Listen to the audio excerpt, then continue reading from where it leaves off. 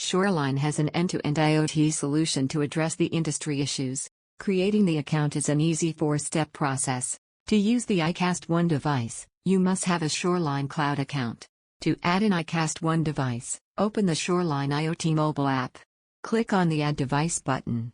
Give a unique name to your device, select a profile and click on Next. Ensure that your mobile phone's Bluetooth location is enabled. Click Blue button on the iCast1. Clicking on the Info button will provide you all the necessary information of the process. Select Wi-Fi network. Enter password and click on the Connect button to start provisioning. Click on the Toggle button to view details of the process. After the device has been successfully provisioned, it will appear in the device list of your organization and you can start monitoring the sensors integrated with the iCast1. Data will be streamed up to the cloud so that you can access it remotely. You can control the outputs and write to the Modbus device. Hope you find the video helpful. For more iCast related videos, subscribe to our YouTube channel.